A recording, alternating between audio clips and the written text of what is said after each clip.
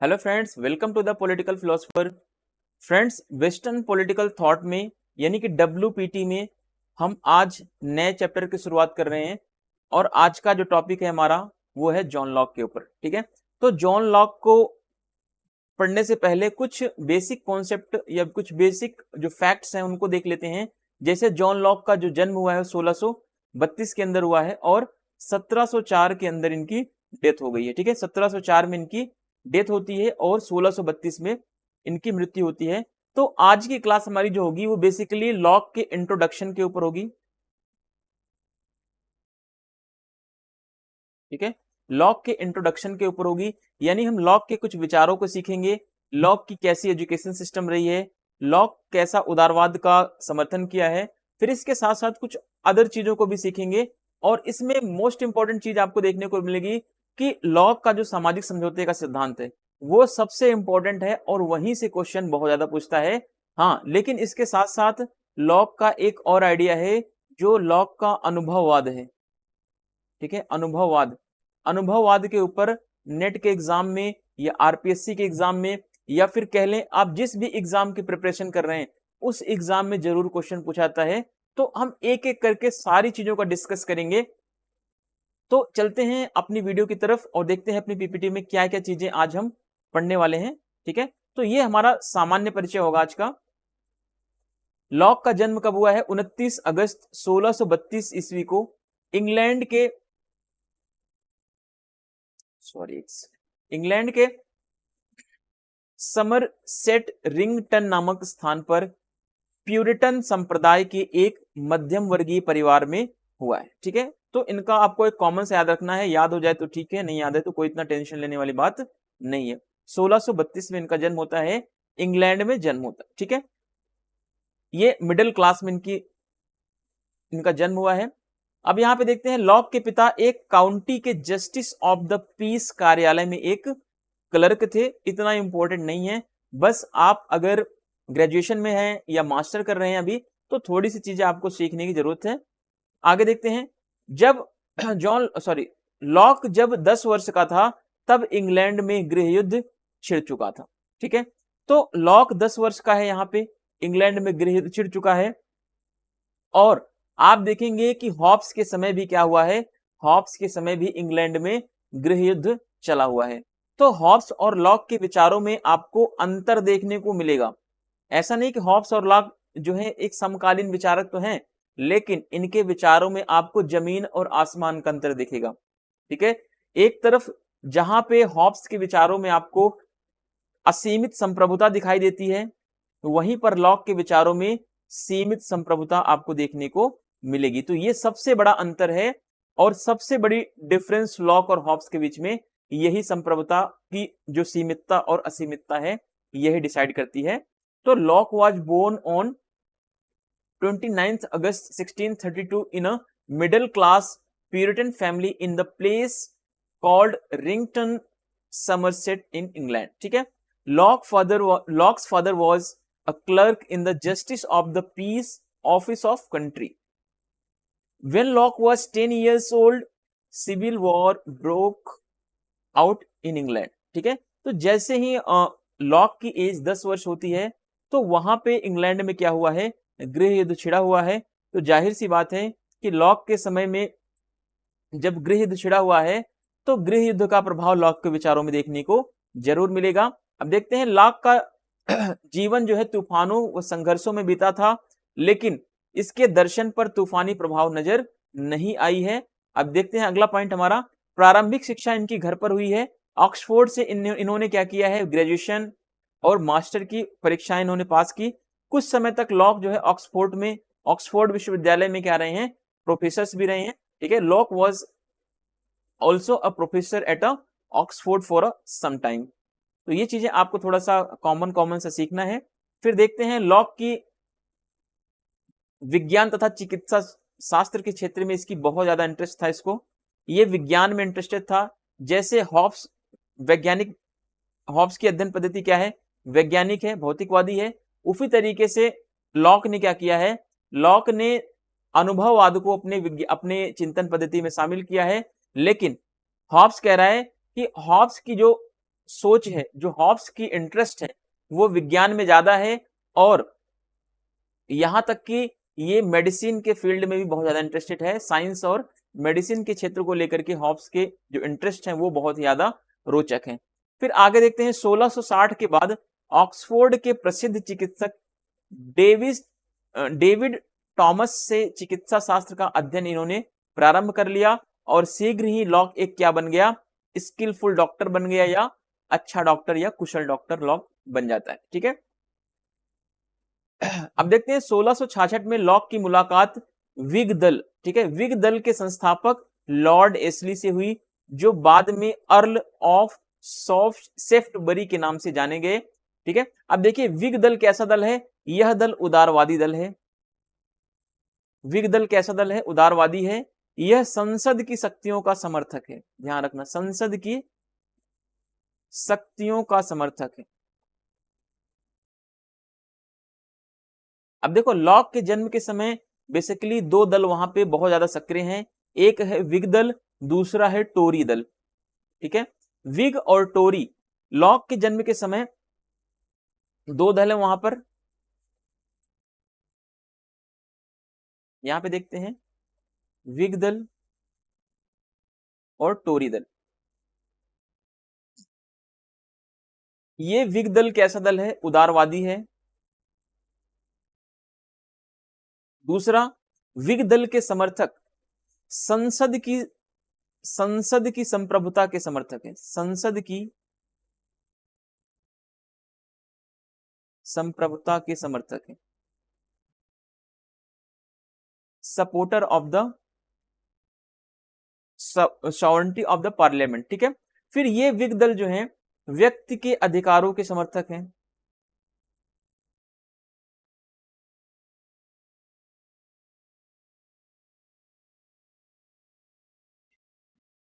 Ashley क्या है, Ashley अभी हम जो पढ़ रहे हैं, एशली जो है ये विग दल का क्या है, संस्थापक है।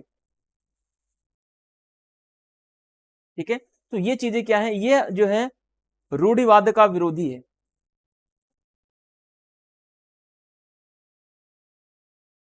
अब देखिए वहीं पर दूसरी तरफ टोरी दल है। ठीक है, ब्रिटेन के लॉक के समय में दो दल बहुत ज्यादा इंपॉर्टेंट रहे, एक विग दल जो उदारवादी है, जो क्या है संसद की संप्रभुता का समर्थक है। ठीक है, दूसरी तरफ क्या है, दूसरी तरफ आपको टोरी दल देखने को मिलेंगे जो रूढ़िवादी हैं, जो रूढ़िवादी के साथ साथ जो राजतंत्र के समर्थक हैं।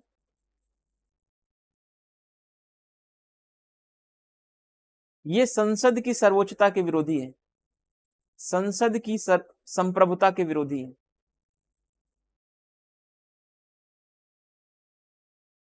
ठीक है, संसद की संप्रभुता के क्या है, ये विरोधी हैं। तो ये दो दलों के बारे में आपको समझना है, और एक चीज आपको और समझना है, इसी विग दल को लॉक ने ज्वाइन कर लिया था। लॉक क्या था, विग दल का सदस्य बन गया था, सदस्य था ये।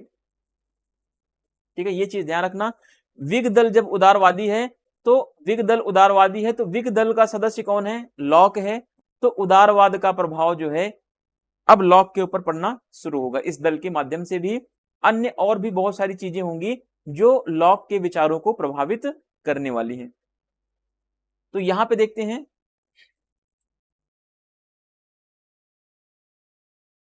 ठीक है, अब यहां पे देखिए जो लॉर्ड एस्ली है, ये लॉर्ड एस्ली क्या है, विग दल का संस्थापक है। इस दल का क्या है, ये संस्थापक है। ठीक है, विक्स दल का क्या है, ये संस्थापक है। और विक्स दल क्या है, उदारवादी पार्टी है, उदारवादी दल है। उदारवाद के साथ साथ ये क्या है, संसद की सर्वोच्चता का समर्थक है, संसद की संप्रभुता का समर्थक है। In 1666 Locke met Lord Ashley, the founder of the Whigs party, who later become known as the Earl of the Shaftesbury. ठीक है, तो ये चीजें आपको थोड़ी सी याद रखने वाली चीजें हैं। विग दल कैसा पार्टी था, ये सब छोटे छोटे एग्जाम में आपको पूछ सकता है। फिर 1967 में जॉन लॉक ने लॉर्ड एस्ली के क्या कर लिया, लॉर्ड एस्ली के निजी डॉक्टर बन गए। फिर निजी डॉक्टर बनने के साथ साथ ये लॉर्ड एस्ली के निजी सचिव के रूप में भी कार्य करना प्रारंभ कर दिया। अब देखो लॉर्ड एस्ली क्या है, लॉर्ड एस्ली ऐसा व्यक्ति है जो उदारवाद का समर्थक है, ठीक है, क्योंकि इसने जिस पार्टी की स्थापना की है उस पार्टी का नाम क्या है, विग दल है। विग दल कैसा दल है, उदारवादी दल है। तो लॉक अब विग दल का सदस्य बन चुका है। लॉक के विचारों पर लॉर्ड एस्ली का भी प्रभाव आपको देखने को मिलेगा। अब देखो लॉर्ड एस्ली क्या है, अब इनके बारे में थोड़ा सा और समझते हैं। लॉर्ड एस्ली एक तो संसद की ओर से क्या है, राजा के विरुद्ध जो लड़ी जा रही लड़ाई है उन सेनाओं के क्या है, ये मार्शल हैं। दूसरी तरफ ये क्या है, लॉर्ड एस्ली जो है संसद के अधिकारों के समर्थक हैं। दूसरी तरफ और क्या है इनकी बातों में, लॉर्ड एस्ली क्या है, उदारवाद के समर्थक भी हैं, ठीक है। लॉर्ड एस्ली क्या है, संसद की शक्तियों के समर्थक हैं। फिर दूसरी तरफ लॉर्ड एस्ली क्या है, संसद की ओर फिर जो विद्रोही लड़ रहे हैं उन विद्रोहियों के क्या है, ये फील्ड मार्शल भी हैं। और लॉर्ड एस्ली उदारवादी विचारक भी हैं, ठीक है, उदारवाद के समर्थक भी है। इन 1967 John Locke began working as a Lord Ashley's personal physician and private secretary. Lord एस्ली, ठीक है, जो इनका नाम है अर्ल ऑफ सॉफ्ट्सबरी भी इनको कहा जाता है। लॉर्ड एस्ली was the field marshal of the parliamentary forces fighting against the king, ठीक है। तो ये क्या है, लॉर्ड एस्ली जो है फील्ड मार्शल हैं, उनके फील्ड मार्शल जो पार्लियामेंट्री फोर्सेस के अगेंस्ट में क्या कर रहे हैं, जो फाइटिंग कर रहे हैं किंग के अगेंस्ट में, सॉरी, ठीक है, जो राजा के अगेंस्ट में या किंग के अगेंस्ट में जो है फाइट कर रहे हैं उनके ये सपोर्टर हैं। फिर ये सपोर्टर और किसके हैं, supporter of the rights of parliament and proponent of liberalism. ये प्रोपोनेंट हैं, लिबरलिज्म के प्रतिपादक हैं, या फादर हैं कह सकते हैं, या कह लें समर्थक हैं, ठीक है। उदारवाद के फादर तो नहीं हो सकते, ये उदारवाद का पिता कौन है, जॉन लॉक है, लेकिन ये क्या है, संसद की समर्थक हैं या पार्लियामेंट के सपोर्टर है। तो इतनी चीजें आपको थोड़ी सी ध्यान रखनी है। फिर आगे देखते हैं 1683 में जॉन लॉक राई हाउस षड्यंत्र से बचने के लिए हॉलैंड भाग गया, ठीक है, हॉलैंड चले गए। और 1685 में मोनमाउथ विद्रोह में सक्रियता से इसने क्या किया, हिस्सा लिया। अब हम देखेंगे कि राई हाउस षड्यंत्र क्या है, मोनमाउथ विद्रोह भी क्या है, एक एक करके हम चीजों को समझेंगे। इसके पहले देखते हैं 1688 की जो इंग्लैंड की गौरवपूर्ण क्रांति हुई, लॉक का गौरवपूर्ण क्रांति का लॉक ने समर्थन किया। इसी कारण से क्रांति का दार्शनिक लॉक को बोला जाता है, ठीक है। अब देखो 1688 की जो इंग्लैंड में गौरवपूर्ण क्रांति हुई, गौरवपूर्ण क्रांति का मतलब है कि इंग्लैंड में क्रांति तो हुई लेकिन कोई भी रक्त संघर्ष नहीं हुआ, कोई भी रक्तपात नहीं हुआ, ठीक है। इसमें होता क्या है कि इसमें एक राजा के स्थान पर दूसरे राजा को सत्ता हस्तांतरित कर दी जाती है। यानी कि अगर हम बात करें, आप रटने के चक्कर में रहते हैं कि विलियम की बेटी इसका, इसकी पत्नी उसका, है ना, उसके वो गद्दी बैठा, नहीं। यहाँ पे इंग्लैंड की गौरवपूर्ण क्रांति का मतलब है कि रूढ़िवाद का अंत होता है और उदारवाद का उदय होता है, या कह ले स्वतंत्रता के विचारों का आगमन होता है और रूढ़िवाद का अंत होता है, ठीक है। तो इसी के कारण क्या इसको बोला जाता है, क्रांति का दार्शनिक या क्रांति का जनक भी कहा जाता है।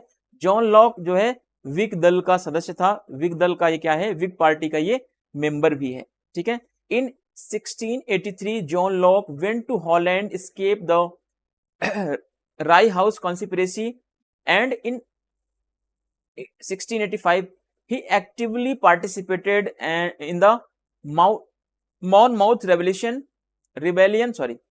Locke supported the Glorious Revolution of England in 1688, which is why he is called philosopher of the revolution. John Locke was a member of the Whig party. तो ये चीजें आपको याद रखनी है। अब देखते हैं राई हाउस षड्यंत्र क्या है। राई हाउस षड्यंत्र वह षड्यंत्र है, यह षड्यंत्र जो है 1683 में ब्रिटेन के सम्राट जो चार्ल्स प्रथम थे उनको मारने के लिए रचा गया था। लेकिन हुआ क्या कि वह सम्राट बच गया, ठीक है, बच गया। और इसके विद्रोह में क्या हुआ, बचने के बाद जो है लॉक जैसे विचारकों के ऊपर क्या हुआ, मुकदमा दर्ज किया गया, जिसके चक्कर में लॉक वहां से हॉलैंड भाग गया ब्रिटेन छोड़ करके। अब देखते हैं मोनमाउथ विद्रोह क्या है। 1685 ईस्वी में यह विद्रोह मोनमाउथ नाम के राजवंश के उत्तराधिकारी के नेतृत्व में उन लोगों ने किया था जो जेम्स द्वितीय को ब्रिटिश सम्राट के पद से हटाना चाहते थे। ठीक है, तो इन दो घटनाओं में षड्यंत्रकारियों के समर्थन के रूप में लॉक का नाम सामने आता है और लॉक इन सबसे बचने के लिए जो है हॉलैंड चला जाता है, या कह लें कि ब्रिटेन छोड़ करके भाग जाता है। ठीक है, तो ये राई house conspiracy on Monmouth rebellion के बारे में आप थोड़ा सा स्टडी कर लेंगे। कभी कभी ऐसा शब्दावली पूछ सकता है कि राई हाउस षड्यंत्र केस से कौन जुड़ा हुआ है, या मैचिंग कराने के लिए भी एग्जाम में दे सकता है। तो आपको इतना अपनी तैयारी रखनी है कि किसी भी तरीके से कोई सा भी क्वेश्चन एग्जाम में आए आप उसको स्किप नहीं करेंगे बस। ठीक है, और मैंने जितना मैक्सिमम पॉसिबल हो सकता है उतना मैंने चीजों को ऐड करने की कोशिश की है और सरल भाषा में चीजों को समाहित करने का प्रयास किया है। बाकी देखते हैं आगे, इंग्लैंड की गौरवपूर्ण क्रांति क्या है, या इंग्लैंड की ग्लोरियस रेवोल्यूशन क्या है जो 1688 में होती है। देखिए, इंग्लैंड की गौरवपूर्ण क्रांति में दो दल थे, एक विग दल है, दूसरा टोरी दल है। ठीक है, विग दल वह दल है, ये संसद, लोकतंत्र व जन अधिकारों के क्या हैं, समर्थक हैं। दूसरी तरफ जो टोरी है, टोरीज वे थे जो राजतंत्र के समर्थक थे। ठीक है, ये मोनार्की को सपोर्ट कर रहे हैं, और यहां पर ये क्या है, ये पार्लियामेंट को सपोर्ट कर रहे हैं, पार्लियामेंट एंड डेमोक्रेसी को सपोर्ट कर रहे हैं। ठीक है, तो ये चीजें दोनों में अंतर है। अब लॉक क्या है, लॉक जो है विग दल का सदस्य है। अब कभी एग्जाम में क्वेश्चन पूछ ले कि लॉक का संबंध टोरी दल से था, तो बिल्कुल गलत, लॉक का संबंध जो है विग दल से है, ना कि टोरी दल से। ठीक है, अब देखते हैं इस इंग्लैंड की गौरवपूर्ण क्रांति में क्या क्या चीजें घटती हैं, क्या क्या चीजें होती हैं, एक एक करके हम यहाँ पे समझने का प्रयास करते हैं। इस क्रांति के फलस्वरूप ब्रिटिश सम्राट जो जेम्स द्वितीय हैं, इसने क्या किया, राज सिंहासन का त्याग कर दिया, यानी राजा की गद्दी को छोड़ दिया। किसने, जेम्स द्वितीय ने। दूसरा पॉइंट देखते हैं, तथा गद्दी छोड़ने के बाद उसकी जगह उसकी बेटी मेरी, ठीक है, और मेरी के पति कौन है, विलियम ऑफ ऑरेंज को राजगद्दी पर बिठा दिया जाता है। फिर आगे क्या होता है, 1689 में मेरी और विलियम ने मिलकर के क्या किया, bill of rights, bill of rights को नागरिक अधिकार पत्र भी कहा जाता है। बिल ऑफ राइट्स की जो है, बिल ऑफ राइट्स पर मेरी और विलियम ने क्या कर दिया, हस्ताक्षर कर दिया, और जो जन अधिकारों को यहां से क्या मिल जाती है, मान्यता मिल गई। यहां से लोगों को अधिकार मिल गया, लोगों के अधिकारों को मान्यता मिल गई। अब क्वेश्चन आ जाए कि इंग्लैंड में लोगों के अधिकार का क्या कारण है, लोगों के अधिकारों का स्रोत क्या है, तो बिल ऑफ राइट्स या नागरिक अधिकार पत्र जो है ये लोगों के अधिकारों का स्रोत है। ठीक है, अगला पॉइंट देखते हैं, चौथा नंबर, यह क्रांति जो है, यह क्रांति बिना रक्तपात के शांतिपूर्वक हुई थी, इसलिए इसको नाम दिया जाता है रक्तहीन क्रांति। ठीक है, आगे देखते हैं, इस क्रांति के बाद ब्रिटेन में क्या हो गया, ब्रिटेन में पूर्ण राजतंत्र खत्म हो गया। पूर्ण राजतंत्र की जगह क्या आ गया, संवैधानिक राजतंत्र और सीमित सरकार की स्थापना होती है। यानी कि अब जो है तानाशाही सरकार की जगह एक सीमित सरकार का उदय होता है, या कह लें एक संवैधानिक सरकार का उदय होता है। तो ये चीजें आपको थोड़ा सा समझ के चलना है। आगे देखते हैं, ग्लोरियस रेवोल्यूशन। इंग्लैंड में दो पार्टियां हैं, विग और टोरी। ठीक है, विग जो हैं पार्लियामेंट के सपोर्टर हैं और डेमोक्रेसी को प्रमोट कर रहे हैं, वही टोरी जो हैं मोनार्की को सपोर्ट कर रहे हैं। ठीक है, as a result of this revolution British emperor James second abdicated the throne. ठीक है, जेम्स सेकंड ने क्या किया, जेम्स द्वितीय ने गद्दी छोड़ दी, या थ्रोन को क्या कर दिया, एब्डिकेट कर दिया। दूसरा, उसकी जगह पे कौन आया, उसकी जगह पे उसकी डॉटर मैरी, और मैरी का हस्बैंड विलियम ऑफ ऑरेंज आता है और वह राजा बनता है। देन 1689 में क्या होता है, विलियम और मैरी ने साइन किया है किस पर, बिल ऑफ राइट पर साइन करते हैं, और साइन करने के साथ साथ लोगों को क्या मिल जाता है, अधिकार मिल जाता है। लोगों के अधिकारों की पहचान यहीं से शुरू हो जाती है। The revolution happen peacefully without bloodshed, so it is also called the bloodless revolution. ठीक है, यह रेवोल्यूशन बिना किसी रक्तपात के, बिना किसी ब्लडिस के, या बिना, ये बिल्कुल पीसफुल तरीके से कंप्लीट हो जाता है, इसीलिए इसको क्या बोलते हैं, इसीलिए इसको ब्लडलेस रेवोल्यूशन भी कहा जाता है। After this revolution a constitutional monarchy and limited government were establish. ठीक है, कॉन्स्टिट्यूशनल मोनार्की आती है, संवैधानिक राजतंत्र, और लिमिटेड गवर्नमेंट का उदय होता है, साथ ही साथ ब्रिटेन में in place of the absolute monarchy. ठीक है, यहां पर एब्सोल्यूट मोनार्की की जगह पे कॉन्स्टिट्यूशनल मोनार्की आता है और साथ के साथ लिमिटेड गवर्नमेंट आता है, यानी कि अब यहां से क्या होगा, राज्य और राजा की शक्तियों में या राजा की संप्रभुता पर सीमित या क्या कहते हैं लिमिटेशन लगा दी जाती है। चलिए यहां से इतना क्लियर हो रहा है तो चीजें आगे देखते हैं लॉक के बारे में। ठीक है, विलियम ऑफ ऑरेंज जो अब जेम्स द्वितीय के स्थान पर गद्दी पर बैठता है। ठीक है, विलियम ऑफ ऑरेंज के शासन काल में जॉन लॉक को क्या बनाया गया, कमिश्नर ऑफ अपील का पद भी प्रदान किया गया था। 72 वर्ष की आयु में 1704 में जॉन लॉक की क्या हो जाती है, मृत्यु हो जाती है। लॉक को उदारवाद का पिता कहा जाता है। क्यों कहा जाता है इसको आगे देखेंगे, अभी फिलहाल के लिए आप थोड़ा सा जान ले, क्योंकि लॉक ने व्यक्ति के 3 अधिकारों की बात की, जीवन, स्वतंत्रता और संपत्ति का अधिकार। फिर इसके साथ साथ लोगों के अधिकारों के साथ साथ जॉन लॉक ने क्या किया, जॉन लॉक ने सीमित संप्रभुता का सिद्धांत दिया। लॉक ने राज्य के कार्यों को सीमित करने की बात की। ठीक है, लोगों के अधिकारों का समर्थन किया और राज्य के कार्यों को सीमित करने के साथ साथ ही लॉक को उदारवाद का पिता कहा जाने लगा। During the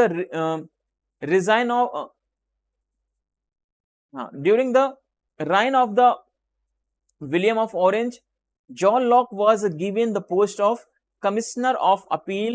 Locke died in 1704 at the age of 72. Locke is the called of father of liberalism. ठीक है, लॉक को क्या बोला जाता है, फादर ऑफ लिबरलिज्म बोला जाता है, क्योंकि फादर ऑफ लिबरलिज्म बोलने के पीछे रीजन क्या है कि इसने स्टेट को क्या बोला, स्टेट इज अ लिमिटेड। ठीक है, राज्य क्या है, एक सीमित राज्य है। स्टेट को इसने बोला state is a night watchman, state is a only night watchman. ठीक है, राज्य क्या होगा, केवल रात्रि प्रहरी राज्य के जैसा होगा और राज्य कोई अन्य कार्य नहीं करेगा। ठीक है, तो राज्य का कार्य इन्होंने बता दिया। अब देखते हैं वेपर का कुछ स्टेटमेंट है। वेपर कहता है कि लॉक एक महान परंपरा, उदारवाद का पहला प्रवक्ता तथा महान परंपरा मध्यकाल का अंतिम प्रवक्ता है। तो इंपॉर्टेंट है टीजीटी, डीएसएसबी, पीजीटी वालों के लिए। ठीक है, तो ये चीज आप याद रखेंगे। लॉक को सामान्य बुद्धि या कॉमन सेंस का दार्शनिक भी माना जाता है। वॉल्टेयर कहता है शायद इससे अधिक संत समान, अधिक व्यवस्थित, असाधारण व्यक्ति, अधिक सटीक तर्कवादी कोई नहीं था जितना कि लॉक। ठीक है, लॉक जितना कह रहा है कोई भी व्यक्ति नहीं था ऐसा जो इतना असाधारण हो, इतना अधिक सटीक हो और इतना अधिक जो है सिस्टमेटिक तरीके से हो। ठीक है, वेपर कहता है Locke is the first spokesman of the great traditional of liberalism and the last spokesman of the great traditions of the middle age. Lock is the consider the philosopher of the common sense, ये important है। ठीक है, Voltaire कहता है Voltaire was perhaps not a more saintly man, more systematic, more extraordinary, more precise rationalist than Locke। ठीक है, lock के बारे में वोल्टेयर कहता है कि लॉक के जैसा कोई भी सिस्टमेटिक नहीं था, कोई एक्स्ट्राऑर्डिनरी नहीं था, कोई भी इतना प्रिसाइज नहीं था जितना कि लॉक था। तो ये चीजें आपको थोड़ा सा ध्यान रखना है। कुछ और स्टेटमेंट देखते हैं। इबनस्टीन के शब्दों में उदारवाद की आत्मा सर्वाधिक श्रेष्ठ रूप में जॉन लॉक के विचारों में या लॉक में क्या हुई है, प्रतिबिंबित हुई है। संक्षेप में अगर कहें तो लॉक जो है उदारवाद, जनतंत्र और नागरिकों के मौलिक अधिकारों का प्रभावशाली प्रवक्ता है। नेक्स्ट है देखते हैं मैक्सी के शब्दों में 17वीं शताब्दी के इंग्लैंड के इस दुबले पतले किताबी कीड़े डॉक्टर की गणना राजनीति शास्त्र के अमर विचारकों में की जानी चाहिए, ऐसा मैक्सी ने बोला है। तो ये भी क्या है, इंपॉर्टेंट है नेट जेआरएफ के लिए या पीजीटी के लिए। आप कुछ स्टेटमेंट को जरूर याद रखेंगे जिसको मैं बोलता हूं कि इंपॉर्टेंट है, वो आप जरूर याद रखें। ठीक है, in the words of Ebenstein, the spirit of liberalism is the most perfect reflected in the John Locke. In short, John Locke is the powerful spokesman for the liberalism, democracy and the fundamental rights of citizens. ठीक है, तो ये बहुत ज्यादा powerful spokesman है, किसके लिए? Liberalism को प्रमोट करता है, डेमोक्रेसी को प्रमोट करता है और फंडामेंटल राइट्स को प्रमोट करता है ये। ठीक है, in the words of maxi, the thin bookworm doctor of the 17th century, England should be counted among the immoral thinkers of the political science. तो ये चीजें आपको थोड़ी सी याद रखनी है। अब देखते हैं हमारा जो मेन टॉपिक शुरू होता है, लॉक की रचनाएं।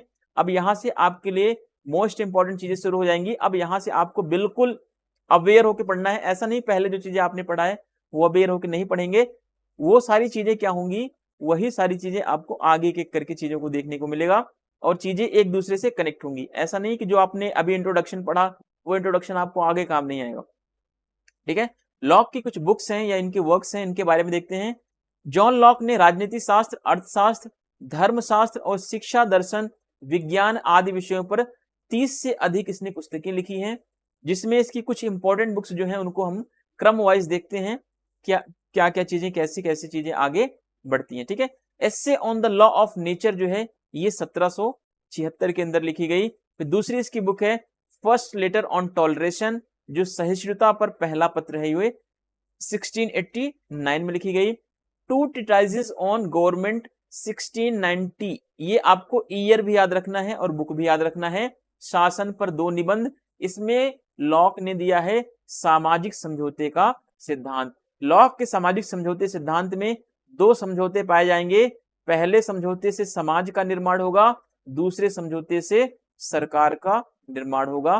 तो ये चीज आपको ध्यान रखना है। वहीं पर हॉब्स का जो सामाजिक समझौता है वो एक ही समझौता है और एक ही समझौते से समाज, राज्य और सरकार तीनों का निर्माण किया जाता है। इसलिए हॉब्स कहता है कि एक बार समझौता होने के बाद समझौते को भंग नहीं किया जाएगा। शर्त एक है कि समझौता तभी भंग होगा जब राज्य या राजा व्यक्ति के अधिकारों की सुरक्षा या व्यक्ति के प्राणों की सुरक्षा करने में असमर्थ होगा। लेकिन लॉक कहता है कि अगर सरकार हमारी जो होगी यह व्यक्ति के हित में काम नहीं करेगी, व्यक्ति के अनुसार काम नहीं करेगी, लोगों के अधिकारों की सुरक्षा नहीं करेगी। लोगों के क्या अधिकार हैं? जीवन का अधिकार, स्वतंत्रता का अधिकार और संपत्ति का अधिकार, यानी लाइफ, लिबर्टी एंड प्रॉपर्टी के राइट को अगर सरकार सुरक्षित नहीं रख पाती तो समझौते को तोड़ दिया जाएगा और इस सरकार की जगह दूसरे नए सरकार का निर्माण किया जाएगा। तो अगली बुक इसकी है an essay concerning human understanding, जो 1690 के अंदर लिखी गई, मानव बोध से संबंधित ग्रंथ है। इस ग्रंथ में मानवीय ज्ञान के आधार पर अनुभववाद का वर्णन किया गया है। ये इंपॉर्टेंट है, हो सकता है एग्जाम में पूछ ले क्वेश्चन कि लॉक ने अनुभववाद का जो विचार दिया है वो किस पुस्तक में दिया है। तो N essay concerning human understanding में इसने दिया हुआ है। तो 5वीं बुक है इसकी सेकंड लेटर ऑन टॉलरेशन, 1690 में लिखी गई, दूसरा सहिष्णुता पत्र। ये इसकी थर्ड लेटर ऑन टॉलरेशन 1992 में लिखी गई। फोर्थ लेटर ऑन टॉलरेशन 1992 में ये भी लिखी गई, 1692 में लिखी गई। फिर अगली बुक है इसकी fundamental of constitution of Carolina. ठीक है, तो इसके कैरोलिन के संविधान के मूल तत्वों के बारे में बताया गया इसमें। सम थॉट्स कंसर्निंग एजुकेशन, जो 1693 में लिखी गई, शिक्षा से संबंधित इसके विचारों में बारे में, शिक्षा के बारे में विचार जो हैं इस पुस्तक में देखने को मिलते हैं। फिर इसकी अगली बुक है ऑन द रीजनेबलनेस, ठीक है, रीजनेबलनेस ऑफ क्रिश्चियनिटी, ईसाइयत की तर्क संगतता। ठीक है, ईसाइयत की तर्क संगतता के ऊपर जो है ये भी इंपॉर्टेंट है। तो आपको कुछ इंपॉर्टेंट बुक्स, जैसे पहली बुक आपको और तीसरी वाली, चौथी वाली बुक इंपॉर्टेंट है। फिर आपको 8वीं बुक और 10वीं बुक, ये सारी इंपॉर्टेंट बुक्स हैं। आप इनको अपना शॉर्ट नोट्स जब बनाए तो लिख लें। मैंने सारा आपको एज इट इज पूरा इसलिए पढ़ाया कि आपको ये ना फील हो कि सर शॉर्ट में पढ़ा रहे हैं, फ्री में पढ़ा रहे हैं। ठीक है, तो मेरा ये कोई उद्देश्य नहीं कि मैं आपको फ्री में पढ़ा रहा हूं तो शॉर्ट में पढ़ाऊंगा, और शॉर्ट में पढ़ा के मुझे कोई फायदा नहीं है, क्योंकि आप पढ़ रहे हैं तो आप पढ़ो तो उससे कोई आपको रिजल्ट अच्छा मिले, जिससे मुझे भी खुशी हो और आपको भी खुशी हो। तो अगर मैं शॉर्ट में पढ़ा के निकल जाऊंगा तो आपको इससे क्या फायदा मिलेगा? कुछ फायदा नहीं मिलेगा। जैसे आप दूसरे यूट्यूब चैनल पर भटकते हैं वैसे मेरे भी यूट्यूब चैनल पर भटकेंगे, तो उसका कोई लॉजिक नहीं निकलने वाला है। इसीलिए शॉर्ट की बजाय हम डिटेल में चीजों को सीखेंगे और एक एक करके सीखेंगे। और ऐसा नहीं कि हम केवल कॉलेज के पर्सपेक्टिव से सीख रहे हैं। हमारा उद्देश्य है नेट जेआरएफ को क्रैक करना, और नेट जेआरएफ के सिलेबस के अकॉर्डिंग हम चीजों को ऐड किए हैं इसमें। ऐसा नहीं है कि हमने फालतू की चीजों को ऐड कर दिया इसमें जो आपके काम की नहीं है। ठीक है, ये सारी चीजें आपके एग्जाम में पूछी जा सकती हैं और बार बार पूछी भी जाती हैं, तो ये चीज आप ध्यान में रख के पढ़ेंगे। आगे देखते हैं इसकी जो इंपॉर्टेंट बुक है, टू ट्रीटाइजेस ऑन गवर्नमेंट। इसके बारे में कुछ इंपॉर्टेंट चीज हम देखते हैं। यह लॉक की सबसे इंपॉर्टेंट बुक है, यह सबसे महत्वपूर्ण ग्रंथ है। ठीक है, मोस्ट इंपॉर्टेंट वर्क है ये।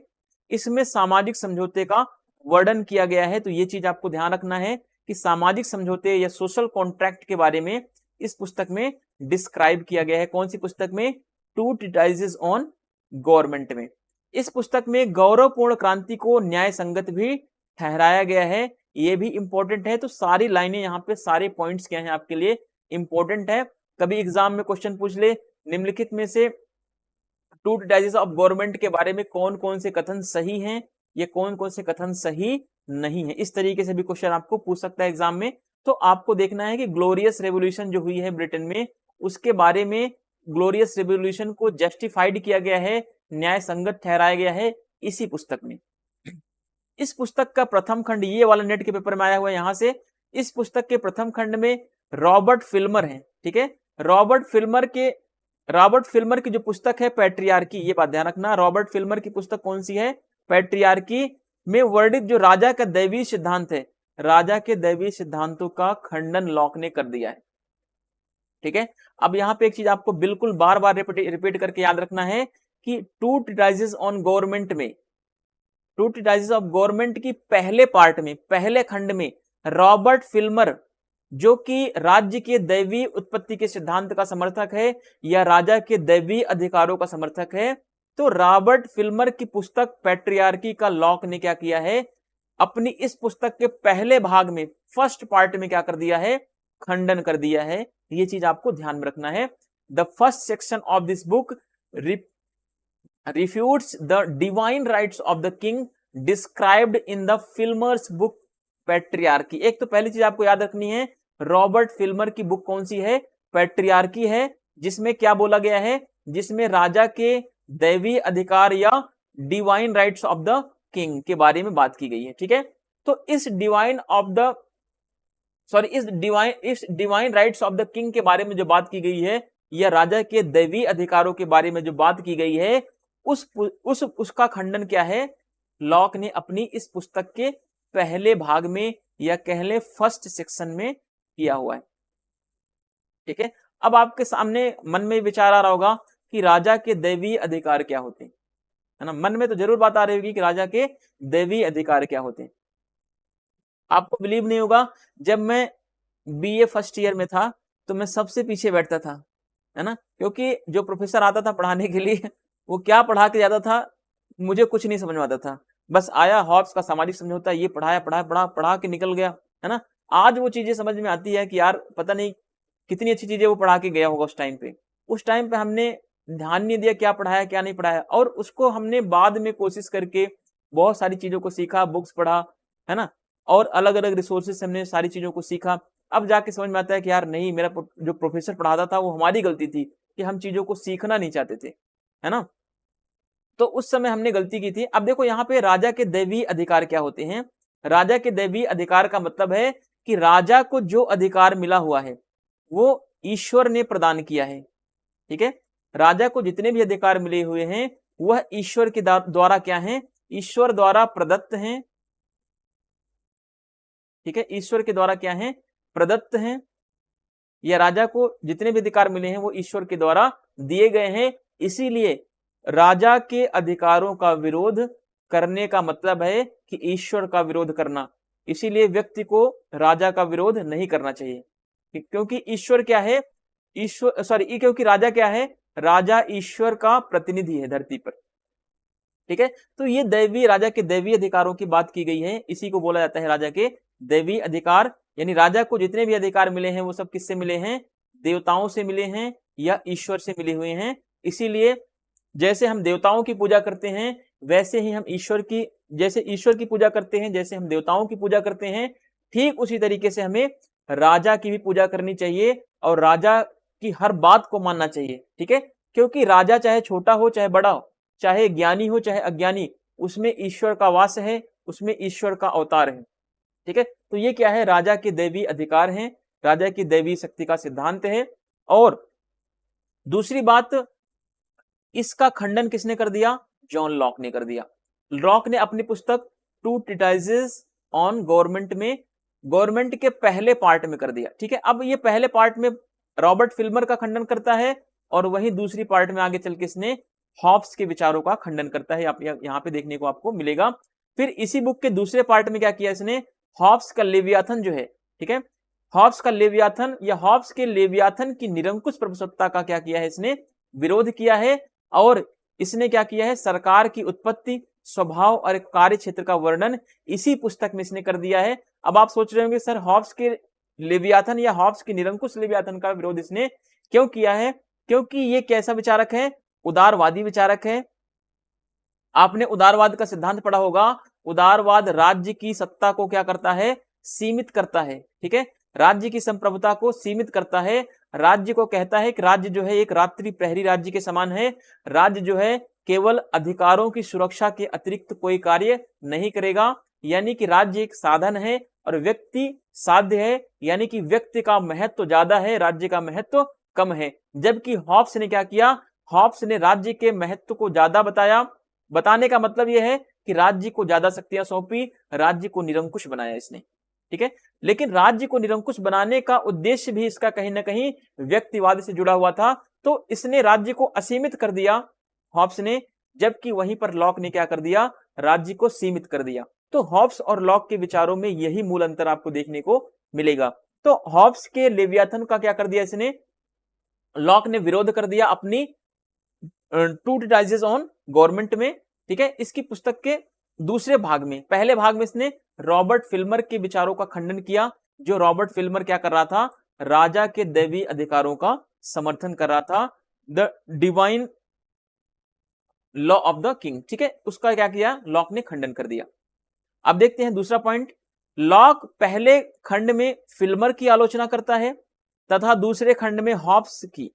इसी वजह से प्रोफेसर वाहन क्या कहता है, प्रोफेसर वाहन कहता है कि लॉक की ट्रीटाइज जो है बुक एक दो धारी क्या है, एक दो नाली बंदूक के समान है, जिसमें एक नाल से क्या होती है, रॉबर्ट फिल्मर पर प्रहार करता है और दूसरे नॉल से क्या करता है, हॉब्स पर क्या करता है, तान के रखा हुआ है।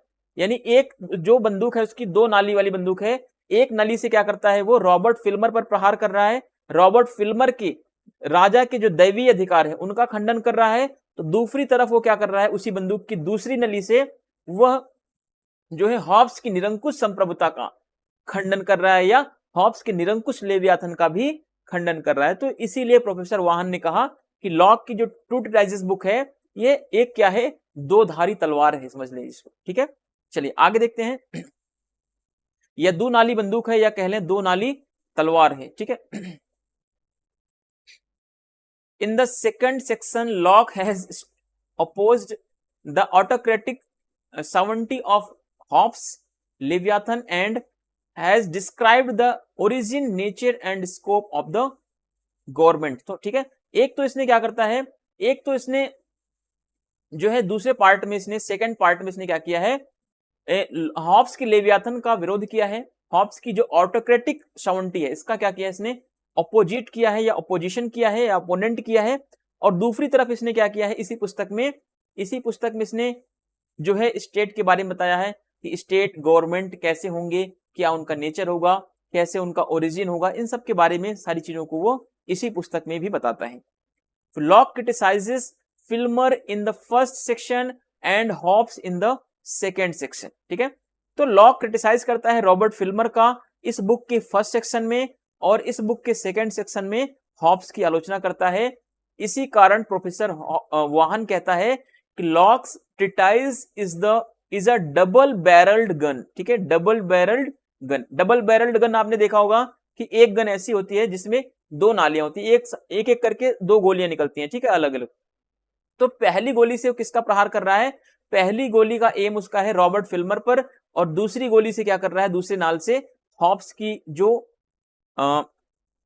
ऑटोक्रेटिक साउंटी है उसका ये विरोध कर रहा है, या हॉब्स की जो निरंकुश संप्रभुता है या लेवियाथन है उसका ये दूसरी नाली से विरोध कर रहा है। तो ये चीजें आपको उम्मीद करता हूं या आशा करता हूं कि समझ में आ रही होंगी आसानी से। ठीक है, अगर नहीं भी समझ में आ रही तो आप प्लीज कमेंट जरूर करेंगे, आप मुझे व्हाट्सएप पर मैसेज करें, आपको जो चीजें नहीं समझ में आती हैं मैं वहां पर समझाने का प्रयास आपको जरूर करूंगा। चलिए आगे देखते हैं। जबकि पीटर लॉसलेट ने का मानना है कि लॉक का मुख्य विरोधी कौन है, रॉबर्ट फिल्मर है, ना कि हॉब्स। ठीक है, लॉसलेट क्या कहता है, पीटर लॉसलेट ने कहा कि लॉक का मुख्य विरोधी कौन है, रॉबर्ट फिल्मर, जो राजा के दैवीय अधिकारों की बात करता है। तो मेन इसका विरोधी कौन है लॉक का, रॉबर्ट फिल्मर है, ना कि हॉब्स है, ऐसा पीटर लॉसलेट का मानना है। लेकिन इसने हॉब्स पर भी विरोध किया है और रॉबर्ट फिल्मर का भी विरोध किया है इसने। जहां अधिकांश विचारकों का मानना है कि यह क्या है, गौरवपूर्ण, यह पुस्तक जो है, कौन सी पुस्तक, टू ट्रीटाइजेस ऑन गवर्नमेंट की पुस्तक जो है लॉक की, यह इंग्लैंड की गौरवपूर्ण क्रांति की समर्थक है। वहां लॉसलेट का मानना है कि यह पुस्तक क्या हुई है, यह पुस्तक क्रांति का भाग नहीं है, इसका तार्किक बचाव भी नहीं है। ठीक है, तो लॉसलेट जो है इसका कहीं ना कहीं आलोचना करता है इस पुस्तक की। While Loslet believes that Locke's main opponent is Filmer, not Hobbes. ठीक है, while most thinkers consider the book to be a supporter of the Glorious Revolution, Loslet believes that the book is not part of the revolution, not even a logical defense of it. ठीक है, तो ये चीजें आपको ध्यान रखनी है थोड़ी सी, कुछ चीजें कि किसने किसने लॉक को क्रिटिसाइज कर रहा है, कौन कौन लॉक का समर्थन कर रहा है। अब देखिए फिर आगे लॉसलेट क्या कहता है, पीटर लॉसलेट कहता है, लॉसलेट ने यह सिद्ध किया कि इस पुस्तक की रचना जो है प्रकाशित होने के 10 वर्ष पहले ही कर ली गई थी। ठीक है, यानी कि यह पुस्तक जो टू ट्रीटाइजेस ऑन गवर्नमेंट लिखी गई लॉक की बुक, यह पब्लिश होने से 10 वर्ष पहले ही क्या कर ली गई थी, लिख ली गई थी। ठीक है, इस पुस्तक का सही नाम क्या है, an essay concerning the true original extent and of evil government. तो इस पुस्तक का पूरा नाम ये है, कभी कभी एग्जाम में ये भी पूछ सकता है, तो आपको अपनी preparation top bottom to top तक ले जाना है। ठीक है, यानी जीरो से क्या है, टॉप तक जाना है आपको। तो आप किसी भी चीज को आप नेग्लेक्ट नहीं करेंगे। पहली बात, चाहे आप इसको शॉर्ट में बना के लिखें, मैं तो कहूंगा कि आप इस शॉर्ट नोट्स को जरूर बनाएं। ठीक है, मैंने तो सारी चीजों को डिटेल में पढ़ाया है, क्योंकि मेरे पास कोई इतना टारगेट नहीं है कि हमें सिलेबस को कवर कराना है 1 महीने में, 2 महीने में। कोई कोचिंग नहीं पढ़ा रहा हूं मैं, कोचिंग वालों का काम होता है कि 4 महीने में सिलेबस को कवर कराना है ना। कोचिंग वालों की वैसे बुराई नहीं करनी चाहिए, क्योंकि मैं भी कोचिंग में पढ़ाता हूं, तो वहां पे भी टारगेट मिलता है कि भाई सर आपको 40 क्लास, 80 क्लास, 100 क्लास में आपको जो है 10 यूनिट पढ़ा देना है। तो आप सोचो 10 यूनिट 40 क्लास में कैसे खत्म होगा, 80 क्लास में कैसे खत्म होगा, आप ही सोच सकते हैं। ठीक है, तो वो चीजें थोड़ी सी मुझे भी अजीब सी लगती हैं, फिर पर क्या करें, थोड़ी सी मजबूरी होती है कोचिंग में। पर यहाँ पर हमारे पास कोई मजबूरी नहीं, हम सारी चीजों को डिटेल में पढ़ेंगे, और उन बच्चों के साथ जिनके साथ शॉर्ट, जिन्होंने क्रैश कोर्स पढ़ लिया है, जिन्होंने शॉर्ट में पढ़ लिया है, उन बच्चों के लिए ही एक समझ लो एक तरीके से, जिन्होंने शॉर्ट में पढ़ा है उनके लिए दोबारा से मैं अटेम्प्ट कर रहा हूं कि सारी चीजों को डिटेल में पढ़ाऊं और वो बेनिफिट पूरा यहां से ले सके। ठीक है, क्रॉन्स्टन कह रहा है कि टू ट्रीटाइज दार्शनिक पुस्तक नहीं है, बल्कि एक पार्टी जो विग है ना, एक पार्टी पुस्तक है जो विग और अर्ल ऑफ सेप्सबरी की राजनीति का प्रचार करने के लिए है। सेप्सबरी का मतलब है कि वही एस्ले, ठीक है, जो एस्ले है, लॉर्ड एस्ले, लॉर्ड एस्ले का क्या है, ये समर्थक है, ये पुस्तक समर्थन कर रहा है। या कह लें क्रॉन्स्टन कहता है कि जो टू ट्राइजेस बुक है ये कोई दार्शनिक पुस्तक नहीं है, बल्कि यह विग पार्टी को सपोर्ट कर रही है, विग पार्टी का प्रचार प्रसार करने के लिए यह बुक लिखी गई है। बेसिकली ऐसी इस बुक की आलोचना की जा रही है। ठीक है, ये चीज आपको थोड़ा सा ध्यान रखना है। करेक्ट नेम क्या है इसका, an essay concerning the true original extent and end of the civil government. ठीक है, Constant says Two Treatises is not a philosophical book, but a party, कौन सी party, Whig party book meant to propagate the politics of Wings and the Earl of Shaftesbury। तो ये चीजें आपको correct करके चलनी है, ध्यान रख के चलना है। अब देखते हैं मेन, और हमारा जितना आप आगे बढ़ते जाएंगे उतनी आपको डिटेल में चीजें मिलेंगी, उतनी ही चीजें आपको एग्जाम के लिए या एग्जाम के पर्सपेक्टिव से मोस्ट इंपॉर्टेंट चीजें आपको आगे देखने को मिलती जाएंगी। क्योंकि होता क्या है कि बहुत सारे बच्चे अभी एक्चुअली में होता क्या है कि जो इंट्रो होता है, ठीक है, इंट्रो में हम सारी चीजों को समराइज नहीं कर सकते। इंट्रो का मतलब है कि पहले थोड़ी सी बायोग्राफी देखेंगे लॉक के बारे में, कि लॉक का जन्म कहाँ हुआ, लॉक के फादर कौन थे, लॉक के जो एजुकेशन सिस्टम है वो कैसा रहा है, लॉक ने कौन कौन सी बुक लिखी है, वो सारी चीजों को एक हम सिस्टमेटिक तरीके से स्टार्टिंग में देखते हैं। देन आप देखेंगे कि अब इसके बाद स्टेप बाय स्टेप चीजें जो होंगी वो थोड़ी सी कॉम्प्लिकेटेड होंगी, कॉम्प्लिकेटेड के साथ साथ इंटरेस्टेड भी होने वाली है, ठीक है। और इस कॉम्प्लिकेटेड टॉपिक को हमने बहुत ही आसानी से पढ़ना है, बहुत ही आसान वे में समझना है। जो बच्चे कंटिन्यू क्लास को कर रहे होंगे उनको पता चल रहा होगा कि चीजें कैसे आसानी से समझ में आती हैं। अभी तक उन्होंने जहां भी पढ़ा होगा, जैसे पढ़ा होगा, मुझे उससे नहीं लेने देना, ठीक है। लेकिन मेरा उद्देश्य है कि उनको मैं इस तरीके से पढ़ाऊं कि वो अब तक जितने भी कॉम्प्लिकेटेड तरीके से पढ़े हैं उनको भूल करके बहुत ही आसान तरीके से चीजों को सीखना स्टार्ट कर दें। अब देखें लॉक के चिंतन पर प्रभाव किसका किसका पड़ता है। तो लॉक के चिंतन पर प्रभाव जो है 1688 की गौरवपूर्ण क्रांति का पड़ा है। गौरवपूर्ण क्रांति का इसलिए पड़ा है क्योंकि गौरवपूर्ण क्रांति में हुआ क्या था, हुआ यह था कि जो राजा का दैवीय अधिकार था, ठीक है, राजा के दैवीय अधिकारों को समाप्त कर दिया गया और राजा के दैवीय अधिकारों की बजाय एक संवैधानिक राजतंत्र की स्थापना होती है। यानी जो राजा के दैवीय अधिकार थे, यानी राज्य की जो असीमित शक्तियां थी, अब राज्य की असीमित शक्तियों को समाप्त करके राज्य की ऊपर कुछ सीमाएं लगा दी जाती हैं। यानी राज्य के ऊपर क्या है, लिमिटेशन यहां पर बाउंड कर दिया जाता है, लगा दिया जाता है। तो अब देखो राज्य की सीमित शक्तियां हो गई इस क्रांति से, यानी अब लोगों के अधिकार की बात यहां से शुरू होती है।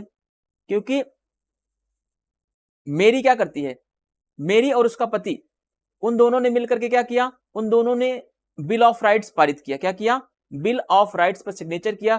जिससे क्या हुआ, गौरवपूर्ण क्रांति के बाद बिल ऑफ राइट्स आया, बिल ऑफ राइट्स पर सिग्नेचर किए गए, तो वहां उस सिग्नेचर के साथ लोगों को क्या मिल गया, संवैधानिक अधिकार मिल गया। और यही संवैधानिक अधिकार क्या होता है, उदारवाद का मूल लक्षण बनता है। यानी उदारवाद व्यक्ति के अधिकारों पर बहुत ज्यादा बल देता है और राज्य के अधिकारों को सीमित करने का प्रयास करता है और राज्य के अधिकारों को सीमित करने पर भी बल देता है। ये चीज भी आप ध्यान रखेंगे। तो गौरवपूर्ण क्रांति का प्रभाव कैसे पड़ा आपने देख लिया, ठीक है। अब हुकर के दर्शन का प्रभाव क्या है। हुकर का मानना था कि सरकार जो है सामाजिक हित की क्या है, प्रतिनिधि है। यानी सरकार जो बनेगी वो समाज के हित के लिए होगी, ना कि निरंकुश सरकार बनेगी। समाज के हित का मतलब है कि व्यक्ति के अधिकारों की रक्षा के लिए ही जो सरकार का निर्माण किया जाएगा। अगर सरकार जो है व्यक्ति के अधिकारों का संरक्षण नहीं कर सकती या व्यक्ति के अधिकारों की सुरक्षा नहीं कर सकती, तो यह जो है सरकार सामाजिक हित में काम नहीं कर रही है, ठीक है। इसका मतलब है कि इस राज्य और सरकार का विरोध किया जा सकता है। अब देखते हैं पूरा। हुकर का कहना था कि सरकार जो है सामाजिक हित का क्या है, प्रतिनिधि है, इसलिए सरकार जो है समुदाय के प्रति उत्तरदायी है, या कह ले लोगों के प्रति सरकार क्या है, उत्तरदायी है। तो हुकर का भी क्या है, हुकर के दर्शन का प्रभाव भी जो है लॉक के विचारों पर पड़ा हुआ है। अब हुकर के दर्शन का मेन विचार क्या है, उत्तरदायित्व, ठीक है, उत्तरदायित्व ना कि निरंकुशता, ठीक है। तो जो हुकर ने कहा कि राज्य और सरकार को कैसा होना चाहिए, राज्य और सरकार को समाज के हित में काम करना चाहिए और व्यक्ति के अधिकारों की सुरक्षा करनी चाहिए, ठीक है। तो राज्य और सरकार को असीमित नहीं होना, ठीक है। तो ये चीजें आपको ध्यान रखना है कि हुकर के दर्शन का प्रभाव है, इंग्लैंड की गौरवपूर्ण क्रांति का प्रभाव है, फिर हॉब्स के व्यक्तिवादी विचारों का भी क्या है, लॉक के दर्शन में या लॉक के चिंतन पर प्रभाव है। कैसा प्रभाव है, हॉब्स ने व्यक्तियों के अधिकारों की सुरक्षा के लिए क्या किया है, व्यक्तियों के अधिकारों की सुरक्षा के लिए राज्य का निर्माण किया है, या कह ले लेवियाथन का निर्माण किया है। चाहे भले वो लेवियाथन क्या है, निरंकुश है। हॉब्स ने निरंकुश लेवियाथन का निर्माण भले ही क्यों न किया हो, लेकिन उस निरंकुशता के पीछे क्या है, व्यक्ति के प्राणों की सुरक्षा है। तो व्यक्ति के प्राणों की सुरक्षा का मतलब क्या है कि व्यक्तिवादी विचारक जो होते हैं व्यक्ति के अधिकारों को ही बचाने का प्रयास करते हैं, व्यक्ति के प्राणों की सुरक्षा की बात करते हैं। तो ये चीज आपको ध्यान रखना है कि हॉब्स के विचारों का भी प्रभाव इसके विचारों में दिखाई पड़ता है। Influence of the glorious revolution of 1688, influence of Hooker's philosophy. Hooker said that the government is a representative of social interest, hence government is accountable to the community or public or individual. ठीक है। Influence of Hobbes individualistic ideas, ठीक है। तो Hobbs का जो individualistic ideas है वो lock के विचारों में या लॉक के चिंतन में स्पष्ट रूप से दिखाई देता है या उसका प्रभाव स्पष्ट रूप से पड़ा हुआ है, ऐसा हम देखते हैं। ठीक है, उम्मीद करता हूं कि इतनी सारी चीजें आपको आसानी से समझ में आ गई होंगी और वीडियो को हम कंटिन्यू अभी और करेंगे, थोड़ा सा और चीजों को समराइज में देखेंगे। लॉक के चिंतन पर प्रभाव क्या है, हाँ एक टॉपिक और करेंगे हम यहाँ पे आज, उसके बाद ठीक है। अब देखेंगे लॉक की अध्ययन पद्धति कैसी है, ठीक है, इसकी स्टडी की मेथड कैसी है। ठीक है, locks methods of study, locks की अध्ययन पद्धति कैसी है। अब देखिए यहां से क्वेश्चन खूब बनता है, लॉक की अध्ययन पद्धति कैसी है, अनुभववादी है। ठीक है, अनुभववादी एवं विवेकवादी। अनुभववाद का मतलब क्या है कि हम किसी भी चीज को, अगर हमारे पास कोई भी ज्ञान है तो वो ज्ञान किससे मिला हुआ है, इंद्रियों से मिला हुआ है, इंद्रियों के ज्ञान से, इंद्रियों के अनुभव से, यानी सेंसेस से हम कोई ज्ञान, नॉलेज, कोई चीज हम प्राप्त करते हैं, कोई नॉलेज प्राप्त करते हैं, वो किससे प्राप्त करते हैं, सेंसेस से, या कह लें इंद्रियों से, या कह लें हम अनुभव करके। ठीक है, अनुभव किसी चीज का हम कैसे करते हैं, या उसको छू करके, या चख करके, या देख करके, या सुन करके, या महसूस करके। ठीक है, तो इन सारी चीजों से हमें ज्ञान की प्राप्ति होती है। तो लॉक की अध्ययन पद्धति जो है अनुभववादी और विवेकवादी है। ठीक है, लॉक की मान्यता है कि अनुभव क्या है, ज्ञान का स्रोत है। यह भी इंपॉर्टेंट है आपके लिए, एक एक लाइन आपके लिए मोस्ट इंपॉर्टेंट होने वाली है। ठीक है, लॉक कह रहा है कि अनुभव क्या है, ज्ञान का स्रोत है। लॉक के अनुसार मनुष्य के मस्तिष्क में क्या है, जन्मजात कोई विचार नहीं होता। लॉक कह रहा है मनुष्य जब पैदा होता है तो उसके मस्तिष्क में कोई विचार जन्म से ही नहीं आता, बल्कि उसका मस्तिष्क जो है खाली स्लेट की तरह होता है। व्यक्ति जब धरती पर पैदा होता है तो वह अनुभवों के माध्यम से ज्ञान प्राप्त करता है, जन्म से नहीं प्राप्त करता। जन्म से तो उसका दिमाग क्या होता है, कोरी स्लेट की तरह होता है, टेबुला रासा की तरह होता है, खाली स्लेट की तरह होता है। ये चीज आपको ध्यान रखना है। ठीक है, अब यहां से क्वेश्चन कैसे बनेगा, क्वेश्चन बनता है कि लॉक के अनुसार मनुष्य के मस्तिष्क में ज्ञान जो है, अनुभव जो है, जन्म के साथ ही आता है। तो ये स्टेटमेंट क्या हो जाएगा, गलत हो जाएगा, क्योंकि लॉक ने क्या बोला कि जन्म के समय मनुष्य का मस्तिष्क एक कैसा होता है, कोरे स्लेट की तरह होता है, जिसको उसने क्या बोला, टैबुला रासा की तरह होता है। जो भी विचार मनुष्य के मस्तिष्क में उठते हैं वह कैसे होते हैं, वह अनुभव के द्वारा ही आते हैं, यानी कि एक्सपीरियंस के द्वारा ही कोई मनुष्य के मन में विचार उठता है तो वो किसके थ्रू उठता है, वह अनुभव के द्वारा या एक्सपीरियंस के थ्रू ही आता है। ठीक है, जन्म से कोई विचार व्यक्ति के मनुष्य के दिमाग में नहीं होता, मनुष्य के मस्तिष्क में कोई जन्म से ही विचार नहीं आता। ये चीज आप ध्यान रखेंगे, यहां से क्वेश्चन खूब बनते हैं, इसलिए मैं आपको यहाँ पे बार बार फोकस कर रहा हूं। बार बार फोकस करने का तात्पर्य यही। चलिए, अगर मेरा आप वीडियो देखें उसके बाद आप प्रैक्टिस सेट जरूर लगाएं। ठीक है, प्रैक्टिस सेट लगाएंगे तो आपको पता चलेगा कि हमने वीडियो से क्या सीखा और हमने प्रैक्टिस सेट में क्या गलतियां की। आगे देखते हैं, Locke's method of study is empiricist and rationalist. ठीक है, एम्पिरिसिस्ट एंड रैशनलिस्ट इसका स्टडी का मेथड है। Locke believes that experience is a source of knowledge. तो इस स्टार बना लीजिए इस पे। लॉक कहता है कि नॉलेज का सोर्स क्या है, एक्सपीरियंस है। फिर according to Locke there are no innate ideas in the human brain. ठीक है, तो लॉक कह रहा है कि मनुष्य के मस्तिष्क में जो है इनेटली जो है जन्म के समय ही कोई विचार नहीं आता है। ठीक है, अब यहां पे कह रहा है कि at the time of birth, जन्म के समय व्यक्ति का ह्यूमन ब्रेन कैसा होता है, लाइक अ ब्लैंक स्लेट, खाली स्लेट की तरह होता है, ठीक है। जिसको उसने क्या बोला है, खाली स्लेट की तरह जो व्यक्ति का दिमाग होता है उसको इसने बोला टैबुला राशा, ठीक है।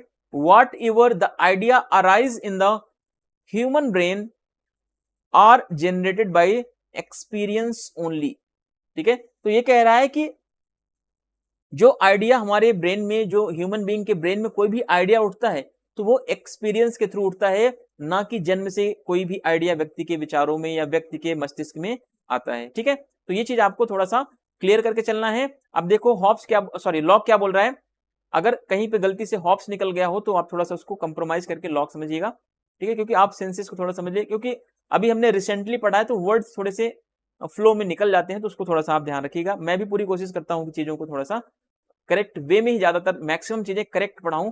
अगर हाँ फ्लो में गलती में कोई चीजें निकल रही तो उसके लिए अपोलोजाइज करता हूं मैं, ठीक है। सभी विचारों की उत्पत्ति क्या होती है, दो स्रोतों से होती है। लॉक कह रहा है कि विचारों की, जितने भी विचार होते हैं दुनिया भर में, उसके दो ही सोर्स हैं, पहला संवेदना है, दूसरा प्रत्यक्ष बोध है, ठीक है। संवेदना यानी सेंसेशंस एंड परसेप्शंस, दो ऐसी चीजें हैं जिसके द्वारा ही क्या होते हैं, विचारों की उत्पत्ति होती है। अपने इसी विचार के प्रतिपादन के कारण लॉक को अनुभववाद का प्रतिपादक भी कहा जाता है, ठीक है। किस विचार के कारण, संवेदना और प्रत्यक्ष बोध के विचारों के कारण ही, या इन्हीं विचारों के कारण ही लॉक को अनुभववाद का पिता या अनुभववाद का प्रतिपादक भी कहा जाता है। लॉक ने अनुभववाद का उल्लेख अपनी किस पुस्तक में किया है, तो एन एस्से कंसर्निंग ह्यूमन अंडरस्टैंडिंग में किया है। ये भी इंपॉर्टेंट है, क्वेश्चन बन सकता है, कोई बच्चा अगर बीपीएससी की तैयारी कर रहा है तो उसके लिए ये मोस्ट इंपॉर्टेंट है। लॉक ने अनुभववाद का उल्लेख अपनी किस बुक में किया है, एस्से कंसर्निंग ह्यूमन, एन एस्से कंसर्निंग ह्यूमन अंडरस्टैंडिंग। हालांकि जब हमने ऊपर सारी बुक्स को देखा था तो वहां पे भी मैंने ब्रैकेट में मेंशन कर दिया है, ठीक है। All ideas originate from the two sources, first sensations and second is the perception. Due to presentation of the idea, Locke is also called the proponent of empiricism, ठीक है। Locke has mentioned empiricism in his book An Essay Concerning Human Understanding. तो lock ने जो है empiricism का विचार, जो है एम्पिरिसिज्म का उल्लेख जो है अपनी किस पुस्तक में मेंशन किया है, तो एन एस्से कंसर्निंग ह्यूमन अंडरस्टैंडिंग, ये क्या है, इस पुस्तक में उसने एम्पिरिसिज्म के बारे में बातें की हैं। एम्पिरिसिज्म यहाँ पे मोस्ट इंपॉर्टेंट है। अब देखिए लॉक के अनुसार मनुष्य क्या है, एक असक्षम प्राणी है जो इस अनंत असीम ब्रह्मांड की सभी बातें नहीं जान सकता। अतः ये इंपॉर्टेंट है, इसलिए मैंने इसको रेड में लिखा है, अतः मनुष्य का ज्ञान जो है उसके अज्ञान की तुलना में क्या है, छोटा है। यानी सॉरी यहाँ लॉक क्या कह रहा है, लॉक कह रहा है कि मनुष्य का अज्ञान क्या है, बहुत बड़ा है, और उसका ज्ञान क्या है, बहुत छोटा है। ज्ञान बहुत छोटा है और अज्ञान उसका क्या है, बहुत बड़ा है, ठीक है। ये चीज आप ध्यान रखना। लॉक के अनुसार मनुष्य एक क्या है, असक्षम प्राणी है जो इस अनंत असीम ब्रह्मांड की सभी बातें नहीं जान सकता, ठीक है। क्योंकि इसीलिए कह रहा है लॉक कि मनुष्य का ज्ञान जो है उसके अज्ञान की तुलना में क्या है, छोटा है। यानी ज्ञान छोटा है उसका और अज्ञान उसका क्या है, बहुत बड़ा है। लॉक के अनुसार ज्ञान की उत्पत्ति का एकमात्र स्रोत क्या है, अनुभव है। ज्ञान जो है विवेक मूलक होता है, ज्ञान विवेक से आता है, ज्ञान अनुभव से आता है, ऐसा लॉक का मानना है। तो आप इसको बोल्ड करके लिखा गया है, तो जो बोल्ड में है आप उसको अपने नोट्स में, अपने जो भी आप पॉइंट्स बनाते हैं उसको ऐड करते चलिए जाइए, ठीक है। तो रेड और बोल्ड और जहां पे हाईलाइट है और जहां पे मैं स्टार बनाता हूं वो सारी चीजें मोस्ट इंपॉर्टेंट है। अब आप सोचेंगे कि सर आप तो हर जगह पे मोस्ट इंपॉर्टेंट बताते हैं, तो रियली में अगर मैं बताऊं तो ये सारा पीपीटी ही क्या है, मोस्ट इंपॉर्टेंट ही है। अगर ये चीजें आप सीख जाएंगे तो लॉक के ऊपर कहीं से भी गलती आपसे नहीं होंगी। According to John Locke, man is an incapable creature who can not know everything about this infinite boundless universe, ठीक है। So man's knowledge is small in comparison to ignorance, ठीक है। अब हॉब्स कह रहा है कि लॉक कह रहा है कि मैन का नॉलेज क्या है, व्यक्ति का नॉलेज जो है स्मॉल है, छोटा है, किसके कंपैरिजन में, उसके अज्ञानता के कंपैरिजन में या उसके इग्नोरेंस के कंपैरिजन में, ठीक है। यानी कि उसका व्यक्ति का, इंडिविजुअल्स का इग्नोरेंस क्या है, ज्यादा है उसके पास इग्नोरेंस, और नॉलेज क्या है, कम है, लो नॉलेज है, लेस नॉलेज है उसके पास, स्मॉल नॉलेज है, ठीक है।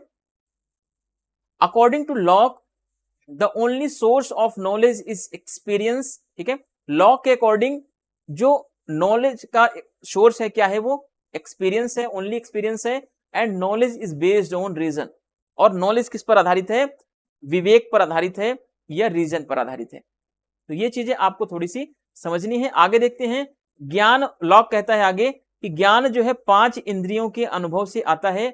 आपको 5 इंद्रियां कौन कौन सी हैं वो चीजें पता होनी चाहिए, ठीक है।